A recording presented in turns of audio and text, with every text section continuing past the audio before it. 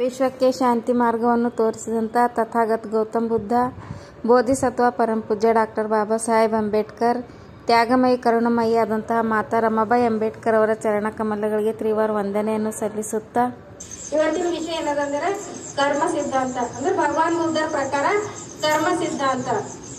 ಕರ್ಮ ಅಂದ್ರೆ ನಾವು ಮಾಡ್ತಕ್ಕಂತ ಕೆಲಸ. ಎರಡು ಪ್ರಕಾರದ ಮನುಷ್ಯ ಜೀವನದಲ್ಲಿ ಕೆಲಸಗಳನ್ನ ಮಾಡ್ತೀವಿ. ಒಂದು ಒಳ್ಳೆ ಕೆಲಸ ಆಗಿರ್ತದೆ, ಇನ್ನೊಂದು ಕೆಟ್ಟ ಕೆಲಸ ಆಗಿರ್ತದೆ. ನಾವು ಯಾವುದಕ್ಕೆ ಒಳ್ಳೆ ಕೆಲಸ ಅನ್ಬೇಕು, ಯಾವುದಕ್ಕೆ ಕೆಟ್ಟ ಕೆಲಸ ಅನ್ಬೇಕು. ಆ ಕೆಲಸಗಳನ್ನ ನಾವು ಮಾಡಲಿಕ್ಕೆ ಮೂಲ ಏನು? ನಾವು ಯಾವುದೇ ಕೆಲಸ ಮಾಡ್ಬೇಕಾದ್ರೆ ಅದ್ರ ಹಿಂದೆ ಏನಿತ್ತು, ಒಂದು ಕಾರಣ ಇತ್ತು. ಈಗ ನಾವು ಮೈಸೂರಿನಿಂದ ಇಲ್ಲಿಗೆ ಬಂದೆ ಅಂದ್ರೆ ಒಂದು ಕಾರಣ ಇಟ್ಕೊಂಡೇ ಬಂದ್ವಿ.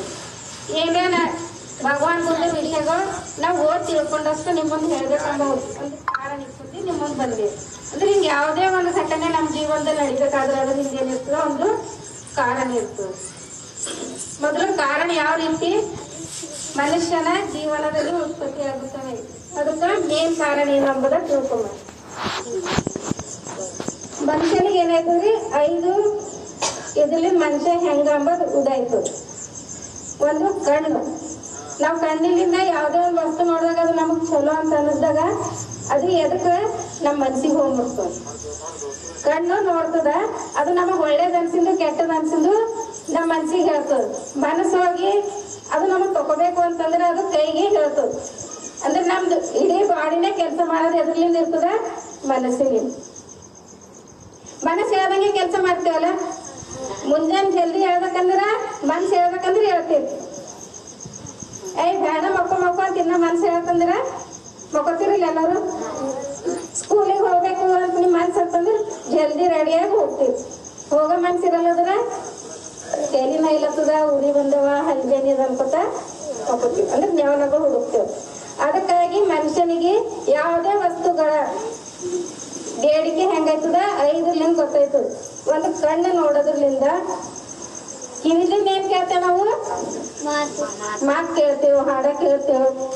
ಯಾರ ಬೈಲತ್ತಂದ್ರ ಅದು ಒಳ್ಳೇದು ಕೆಟ್ಟದ ನಮ್ಗೆ ಏನ್ ತಿಳಿಸ್ಕೊಡ್ತದ. ಈಗ ಹಾಡ ಚಲೋ ಅಂತ ಕೇಳ್ತೇವೆ, ಅದು ಚಲೋ ಅದಂತ ಏನ್ ಹೇಳ್ತದ ನಮ್ಗ, ಮನ್ಸು ಹೇಳ್ತದಲ್ಲ. ಯಾರ ಬೈಲತ್ತಂದ್ರ ಇದು ಕೆಟ್ಟದ ಅಂತ ಹೇಳೋದು ಯಾವ್ದ, ಮನಸ್ಸು. ಈಗ ಏನ್ರ ತಿಳತ್ತೇವ್, ಬೇನ್ ತಪ್ಪನ್ ತಿಂದ್ರೆ ಹೆಂಗ ಅನಿಸ್ತದ, ಅದು ಯಾವ್ದು ಹೇಳ್ತದ, ಕೈ ಅದಂತ. ಸ್ವೀಟ್ ತಿನ್ನತ್ತೇವ್,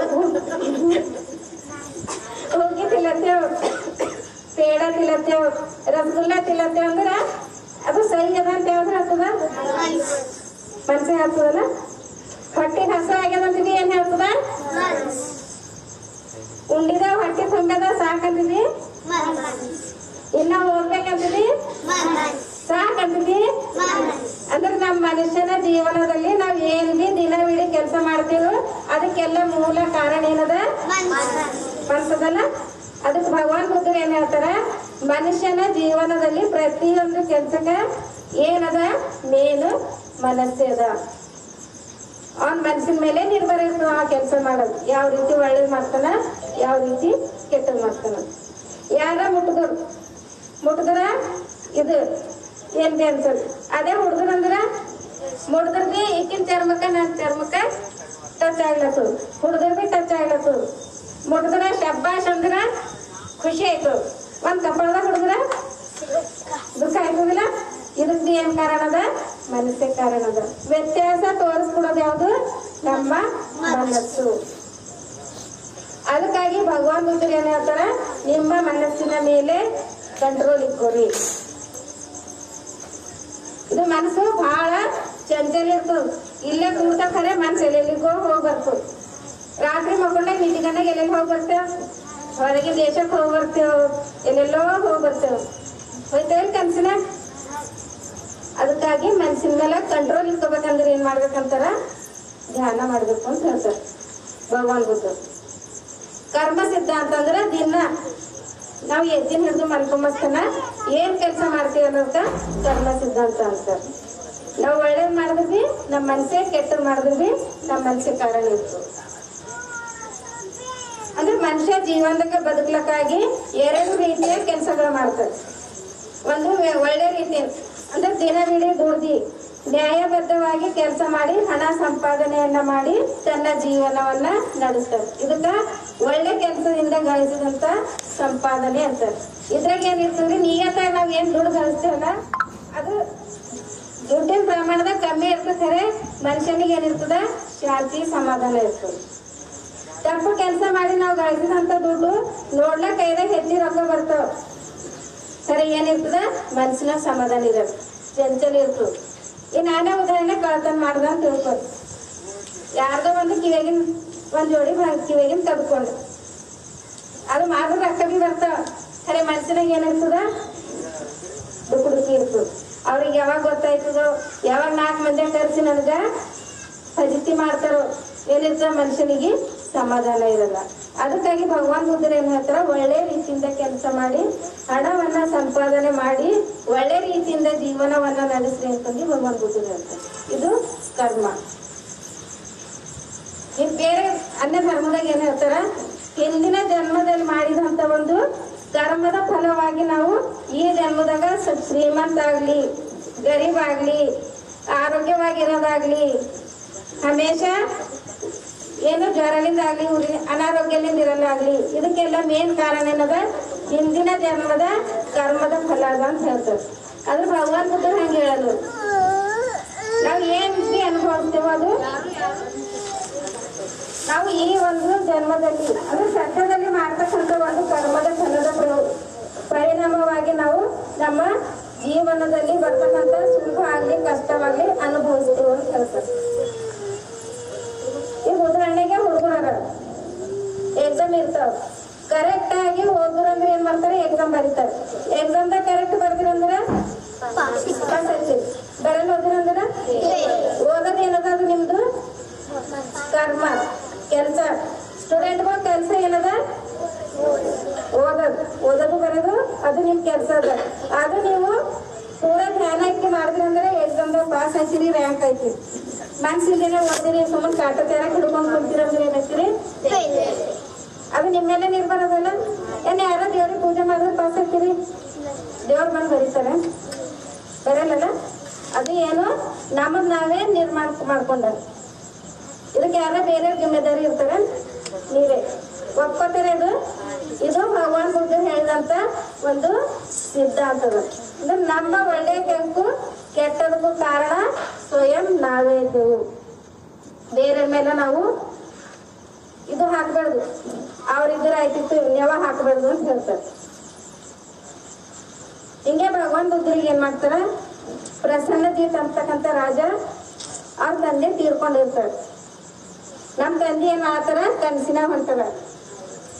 ಅವ್ರಿಗೆ ಇನ್ನ ಮುಕ್ತಿ ಸಿಕ್ಕದ ಇಲ್ಲೋ, ಅದಕ್ಕಾಗಿ ಯಜ್ಞ ಯಾಗದಿಗಂದ್ರೆ ಬ್ರಾಹ್ಮಣ ಜನರಿಗೆ ಕರೆಸಿ ಹೋಮ ಹವನ ಮಾಡ್ತಾರಲ್ಲ, ಪಿಕ್ಚರ್ದ ನೋಡಿರಲ್ಲ, ಹಿಂಗ್ ತುಪ್ಪ ಹಾಕೋದು, ಹಿಂಗ ಈ ತಂಗಿದೆಲ್ಲ ಚೌಕು ಕಟ್ಟಿ ಎಲ್ಲ ಹಾಕ್ತಾರಲ್ಲ, ಅಂತದ್ದು ಮಾಡಿಸ್ಬೇಕು ಅಂತಂದು ಅವೇನ್ ಮಾಡ್ತಾನ, ಬ್ರಾಹ್ಮಣಗಳಿಗೆ ಕರೆಸ್ತಾನ.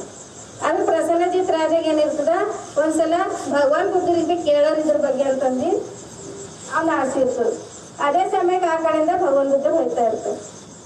ಅವರು ಬ್ರಾಹ್ಮಣ ಜನರಿಗೆ ಬಿಟ್ಟು ಪ್ರಸನ್ನಜಿತ್ ರಾಜ ಏನ್ ಮಾಡ್ತಾರ, ಭಗವಾನ್ ಬುದ್ಧರ ಹತ್ರ ಬಂದು ನಮಸ್ಕಾರ ಮಾಡಿ, ನಮ್ ತಂದೆ ದಿನ ಹಿಂಗ್ ಅಂದ್ರೆ ನಮ್ ಗಿರ್ಗುಹಾರ ಅಂದ್ರೆ ನಾವ್ ನೆನ್ಸ್ಕೊಂಡ ಕನಸಿನ ಬರ್ತಾರಲ್ಲ, ಹಿಂಗ ಆಗ್ಯದ, ಅವ್ರಿಗೆ ಮುಕ್ತಿ ಸಿಕ್ಕದ ಇಲ್ಲೋ, ನಮ್ಗೇನದ ಅದೇ ಪೂಜೆದಾಗಿದ್ದೇನ ಹೆಂಗ್ ಮಾಡಿ, ಅದಕ್ಕೆ ಯಜ್ಞ ಹೋಮ ಹವನ ಮಾಡಿಸ್ಬೇಕಂತ ಮಾಡಿದೆ ಅಂತ. ಅದು ಭಗವಾನ್ ಬುದ್ಧರು ಏನ್ ಹೇಳ್ತಾರ, ಅದೆಲ್ಲ ನಿಲ್ಲಿಸ್ರ ಅಲ್ಲಿಗೆ. ರಾಜ ಏನ್ ಮಾಡು, ನೀನು 2 ಮಣ್ಣಿನ ಗಡ್ಗೆ ಇರ್ತಾವಲ್ಲ, 2 ಮಣ್ಣಿನ ಗಡ್ಗೆ ತಕೊಂಡ್ ಬಾ. ಒಂದ್ರಾಗ ಏನ್ ಮಾಡು, ತುಪ್ಪ ಹಾಕಿ ಅದಕ್ಕ ಬಾಯಿ ಗರ್ಭಿ ಕಟ್ಟಿ, ಇನ್ನೊಂದಕ್ಕ ಕಲ್ ಹಾಕ್ರದ್ರಾಗ ಅದಕ್ಕೆ ಬಾಯಿ ಗರ್ಭಿ ಕಟ್ರಿ, 2 ತಕೊಂಡ್ ಬರ್ಲಾಕ್ ಹಚ್ಚಿರಿ ಅಂತ ಹೇಳ್ತಾರೆ. ರಾಜನೇ ರಾಜ, ಸೈನಿಕರು ಇರ್ತಾರೆ, ಆರ್ಡರ್ ಮಾಡ್ತಿಕ್ಕೆ ಅವ್ರೇನ್ ಮಾಡ್ತಾರ, ತಕೊಂಡ್ ಬರ್ತಾರೆ. ಅವ್ರು ಎಲ್ಲಿ ನಿಂತಿರ್ತದ, ಒಂದು ನದಿಯ ದಡದಲ್ಲಿ ಇರ್ತಾರೆ. ಅವೆರಡು ತರ್ತಿಕ್ಕೆ ಏನ್ ಹೇಳ್ತಾರ, ರಾಜ ಅವೆರಡು ತಕೊಂಡ್ ಹೋಗಿ ನದಿದಾಗ ಇಡು, ಅಂದ್ರೆ ಕಡ್ಡಿ ಬಲ್ ಇಡು, ಅಂದ್ರೆ ನೀರ ಹಾಕ್ತಂದಕ್ಕೆ ತೋರ್ ಕೆಳಗಿಲ್ಲ ಇಕ್ಕು. ಇಕ್ಕಂದ್ಮೇಲೆ ಏನ್ ಮಾಡ್ತಾರ, ಒಂದ್ ಬಡಗಿ, ರಾಜಾಗ ಒಂದ್ ಬಡಗಿ ತಕೊಳಕ್ ಹಚ್ತಾರ. ಬಡಗಿ ತಕೊಂಡಿ 2 ಗಡ್ಗಿಗಳಿಗೆ ಹೊಡಿಲಕ್ ಹಚ್ತಾರ. ಯಾಕಂದ್ರೆ ಬಾಯಿ ಕಟ್ಟಿನ ಕಡಿಂದು ರಾಜ ಗೊತ್ತಿಲ್ಲ, ಎದ್ರ ತುಪ್ಪದ ಎದ್ರ ಕಲ್ಲದ ಅಂಬ. ಏನ್ ಮಾಡು, ನೀನು 2 ಗಡ್ಗಿಗಳಿಗೆ ಹೊಡಿ ಅಂತ ಹೇಳ್ತಾರ. ಹೊಡಿತಾರ. ಕಲ್ಲಿದಿಂದ ಏನಾಯ್ತವ? ಗಡಿಗಿನ ಕಲ್ಲು ಇರ್ತಾವ ನೋಡ್, ಗಡಿಗೆ ಹೊಡೆದ ಕಲ್ಲು ಏನಾಯ್ತವ? ಕೆಳಕ್ ಕೊಡ್ತಾವ. ತುಪ್ಪ ಇದ್ದಿದ್ದು ಮ್ಯಾಲ ಸೇರ್ತದಲ್ಲ, ಎಣ್ಣೆಗೆ ನೀರಾಗಿತ್ತಂದ್ರೆ ಏನಾಯ್ತದ? ಆಗ ಹೆಂಗ್ ಹೇಳ್ತಾರಂದ್ರ, ನಿಮ್ ತಂದೆ ಅವ್ರ ಜಿಂದ ಇದ್ದಾಗ ಒಳ್ಳೆ ಕೆಲಸಗಳು ಮಾಡಿದ್ರೆ ನೀರನ್ನ ತುಪ್ಪ ಹೆಂಗ್ ಮ್ಯಾಲ ತೇಲತ್ತದಲ್ಲ, ಹಂಗ ಅವ್ರು ಎಲ್ಲಿ ಅಂದ್ರೆ ಮನುಷ್ಯನ ಶರೀರ 4 ಧಾತುಗಳಿಂದ ಅದಾದ್ಮೇಲೆ ಹೇಳಿದ್ರಿ ಅವ ಹಂಗ ಇರ್ತಾರ. ಕೆಟ್ಟ ಕೆಲಸ ಮಾಡಿದ್ರೆ ಕಲ್ಗಳು ಹೆಂಗ್ ನೀರ ಕೆಳಕ್ ಕೂಳ್ತಾರಲ್ಲ ಹಂಗಿರ್ತದ. ನೀ ಯಾವ್ದೇ ಪೂಜೆ ಪನಸ್ಕಾರ ಹೋಮ ಹವನ ಮಾಡೋದ್ರಿಂದ ಏನು ಸಾರ್ಥಕಿಲ್ಲ, ಇವೆಲ್ಲ ಏನವ ವ್ಯರ್ಥವ ಅಂತ ಹೇಳ್ತಾರ. ಅವಾಗ ರಾಜಾಗ ಏನಾಯ್ತದ, ಅರುವಾಗಿ ಅದು ಹೋಮ ಹವನ ಮಾಡೋದು ಅಲ್ಲಿಗೆ ಸ್ಟಾಪ್ ಮಾಡ್ತದೆ. ಮನುಷ್ಯನ ಶರೀರ ಏನದ 4 ಧಾತುಗಳಿಂದ ಕೂಡಿಲ್ಲ. ಧಾತು ಅಂದ್ರೆ ನಮ್ಮ ಶರೀರದಾಗ 4 ಗುಣಗಳು ಒಂದಪ್ಲೆ ಏನದ ನಮ್ಮ ಮೈದಾಗ ಅಂದ್ರೆ ನೀರಿನ ಅಂಶ ಅದ. ಹೆಂಗದ ನೀರಿನ ಅಂಶ ಹೇಳಿ ನೋಡ. ನಮ್ಮ ಶರೀರದಾಗ ನೀರದ, ಕೈ ಕೊಯ್ದು ಏನ್ ಬರ್ತದ? ಅದು ಹೆಂಗದ? ಕೆಂಪಗದ ಅಂದ್ರೆ ನೀರಿನ ಅಪ್ಲೆ ಅದನ, ಏನು ಗಟ್ಟ ಅದನ? ಬಾಯ್ದಾಗ ಏನ್ ಬರ್ತದ? ನವರಸ ಬರ್ತದ, ಉಗುಳು ಅಂತೇವ್ ನೋಡ್ರಿ ಡಾಕ್ಟರ್ ಭಾಷೆಗೆ. ಅದಕ್ಕೆ ನೀರಿನ ಅಂಶನೇ ಅದನ, ಒಪ್ಕೋತೀರ? ಹಾ, ಈಗ ಮೈ ಒರೆಸ್ಕೊಂಡೇವ್, ಅದಕ್ಕೆ ಪಸನ ಬಿಡ್ತದ. ಏನ್ ಬರ್ತದ? ಪಸಿನ ಬಿಟ್ಟಾಗ ಒರೆಸಕ ನೋಡ್ರಿ ಮಣ್ಣು ಬರ್ತದ, ಬರ್ತದ. ಅದು ಏನದ ನಮ್ಮ ಶರೀರದಾಗ ಮಣ್ಣಿನ ಅಂಶದೇ ಅದ. ಇನ್ನೊಂದು ನೀವು ಮುಟ್ಕೊಂಡ್ ನೋಡ್ರಿ, ಗರಂ ಇರ್ತದ. ಏನ್ರ ಉರಿ ಬಂದರೆ ಜಾಸ್ತಿ ಗರಂ ಇರ್ತದ, ನಾರ್ಮಲ್ ಇದ್ದವ್ರಿಗೆ ಮೀಡಿಯಂ ಗರಂ ಇರ್ತದ. ನಮ್ಮ ಶರೀರದಾಗ ಏನದ? ಉಷ್ಣ ಅಂದ್ರೆ ಅಗ್ನಿಯ ಒಂದು ಧಾತುದಿ ಅದ. ಏನೇನಾದ್ರು ನೀರಿನ ಅಂಶ ಆಯ್ತು, ಅಗ್ನಿದಾಯ್ತು, ಮಣ್ಣಿಂದಾಯ್ತು. ಇನ್ನೊಂದು ಯಾವ್ದು ಆಯ್ತು? 4ನೇದು ಆಟದಾಗ ಆಟ ದೊಡ್ಡ ಆಟ ಅಂತದ. ನಾನ್ ನುಡಿಯೋದ ತಿಳಿಯೋದು. ಗೇಮ್ಸ್ ಆಡ್ತಿರಲ್ಲ, ಅದ್ರಾಗ ಎಲ್ಲಕ್ಕ ದೊಡ್ಡದ ಆಟ ಯಾವ್ದ?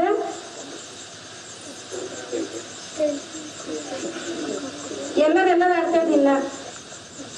ಸಣ್ಣೋರ್ ದೊಡ್ಡೋರ್ ವಯಸ್ಸಾದವ್ರು ಪ್ರಾಣಿ ಬಿ ಆಡ್ತಾವ, ನಾವು ಬಿ ಆಡ್ತೇವ್. ದೊಡ್ಡವ್ರು ಹೇಳ್ರಿ ಯಾರ? ಉಸಿರಾಟ. ಗಾಳಿ ತಪ್ಪತ್ತೇನ? ಗಾಳಿ ನಿಂತೈತಂದ್ರ ಸತ್ತೊಂದತ್ತು. ದಿನ ಏನ್ ಮಾಡ್ತೇವ್? ಗಾಳಿ ತಗೋತೇವ್. ಮತ್ತೇನ್ ಹೇಳ್ತಾರ? ಆತ್ಮದ ಅಂತಾರ. ಯಾರು ನೋಡೇನ ಆತ್ಮ? ನೋಡೇನ? ನೋಡಿಲ್ಲಲ್ಲ. ಅದಕ್ಕೆ ಬೌದ್ಧ ಧರ್ಮದಾಗ ಭಗವಾನ್ ಬುದ್ಧರು ಆತ್ಮಕ್ಕ ಬೆಲೆ ಕೊಟ್ಟಿಲ್ಲ, ಆತ್ಮ ಇಲ್ಲ ಅಂತ ಹೇಳ್ಯಾರ. ಮನುಷ್ಯನ ಶರೀರ ಏನದ?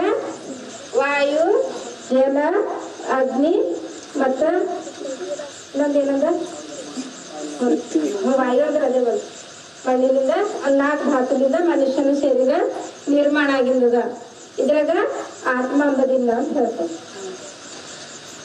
ಯಾಕಂದ್ರೆ ಹೇಳ್ತಾರ ಅದು ಕಣ್ಣಿಗೆ ಕಾಣಿಸಲ್ಲಂತ, ಬೆಂಕಿದ ಹಾಕಿದ್ರೆ ಸುಡಲ್ವಿ ಅಂತ ಆತ್ಮ. ಅಂದ್ರೆ ಧರ್ಮ ಗ್ರಂಥಗಳದಾಗ ಹೇಳ್ತಾರ, ನಾವ್ ಅನ್ಯ ಧರ್ಮಗಳದ ಯಾವ್ದು ಬೇಡ. ಅದಕ್ಕಾಗಿ ಭಗವಾನ್ ಬುದ್ಧನ ಆತ್ಮದ್ದು ಯಾವುದೇ ಸ್ಥಾನ ಕೊಡ್ತೀವಿ. ಮನುಷ್ಯನ ಶರೀರ 4 ಧಾತುಗಳಿಂದ ಕೂಡಿದೆ. ಇದಕ್ಕೆಲ್ಲ ಎಲ್ಲ ವ್ಯವಸ್ಥೆ ಪ್ರಕಾರ ನೋಡ್ಕೊಂಡು ಹೋಗೋದು ಮನಸ್ಸು. ಏನದ ಮನಸ್ಸಿನ ಪ್ರಕಾರ ಎಲ್ಲ ಕೆಲಸ ಮಾಡ್ತೀವಿ ಅಂತ ಹೇಳ್ತಾರೆ. ಮನುಷ್ಯ ಸತ್ತು ಹೋದ್ಮೇಲೆ ಬಿ ಈ ಒಂದು 4 ಧಾತುಗಳು ಏನಾಯ್ತ? ಸುಟ್ಟಂದ್ರೆ ಮಣ್ಣಾಗೆಲ್ಲ ಹೋಯ್ತದಲ್ಲ, ಏನು ಹೋಯ್ತದೇನ್ರ? ಸುಟ್ಟರು ಬಿ ಮಣ್ಣಾಗ ಹೋಯ್ತೇವೆ, ಉಳ್ಯಾಕ್ದ್ರ ಬಿ ಮಣ್ಣಾಗೆ ಹೋಯ್ತೇವೆ. ಇದು ಶರೀರ ನಾಶ ಆಗದೆ ಅದ. ಹುಟ್ಟಿಂದು ಪ್ರತಿಯೊಂದು ಜೀವಿ ಆಗ್ಲಿ, ಗಿಡ ಆಗ್ಲಿ, ಮರ ಆಗ್ಲಿ, ಏನೇ ಆಗ್ಲಿ, ಗುಡ್ಡಗಳು ಏನಾಯ್ತ? ಮಳಿ ಹೆಚ್ಚಾಗಿತ್ತಂದ್ರೆ ಹೋಗ್ಲತ್ತಲ್ಲ, ತೀರಾ ನೋಡ್ತೀರಿ ಕುಸಿದ್ ಬೀಳತ್ತ ನೋಡಿ. ಹಂಗೇನದ? ಪ್ರತಿಯೊಂದು ಜೀವಿ ಆಗ್ಲಿ, ಜಂತು, ಗಿಡ, ಮರ, ಮನಿ ಎಲ್ಲನೇದ ನಿರ್ಮಾಣ ಆಗಿಂದದು ಒಂದಿಲ್ಲ ಒಂದು ದಿನ ನಾಶ ಆಗ್ಲೇಬೇಕು. ಇದೇನದ? ಪ್ರಕೃತಿಯ ನಿಯಮ ಅದ. ಮಾಗಲೈತಿಕೆ ಏನ್ ಬರ್ತದ? ಚಳಗಲೈತಿಕೆ ಇದು ಯಾರು ರೊಕ್ಕಸ್ಲ ಬರ್ತದೆ? ಇದು ಪ್ರಕೃತಿ ನಿಯಮ ಅದಲ್ಲ, ಅದು ತನ್ನಷ್ಟು ತಾನೇ ತಿಳ್ಕೊತಾ ಇರ್ತದೆ. ಹಾಗೆ ಏನದ? ಜಗತ್ತಿನಲ್ಲಿ ಜೀವಿಗಳು ಹುಟ್ತಾ ಇರ್ತಾವ ಮತ್ತು ಸಾವರ್ತಾ ಹುಟ್ತಾ ಇರ್ತಾವ. ಇದು ಚಕ್ರ ಹೀಗೆ ನಡೀತಾ ಇರ್ತದೆ. ಅದಕ್ಕಾಗಿ ಹುಟ್ಟು ಸಾವಿನ ನಡುವೆ ಮಧ್ಯೆ ಒಳ್ಳೆ ಕರ್ಮವನ್ನ ಮಾಡುತ್ತಾ ಜೀವನವನ್ನ ನಡೆಸಬೇಕು. ಒಳ್ಳೆ ಕರ್ಮ ಅಂದ್ರೆ ನಮ್ಮ ಉಪಾಸಕರಿಗೆ ಏನ್ ಹೇಳ್ಯಾರ? ಪಂಚಶೀಲಗಳು. ಈಗೆಲ್ಲ ಓದಿರಲ್ಲ, ಓದಿರಲ್ಲ, ಅರ್ಥ ಗೊತ್ತದನ? ನಾವ್ ಎತ್ತು ಹೋಗಿ ಮತ್ತ ಪಂಚಶೀಲಕ್ಕೆ ಬರ್ಬೇಕೇ ಇರ್ತದೆ. ಯಾಕಂದ್ರ ನೀವು ಶಾಲೆಗೆ ಕಲಿತಿರಲ್ಲ ಪಲ್ಲೆ ಹಂಗ ಬೋಧ ಅನ್ನೋದು ಅದೇ ಹೋಗ್ಬೇಕು.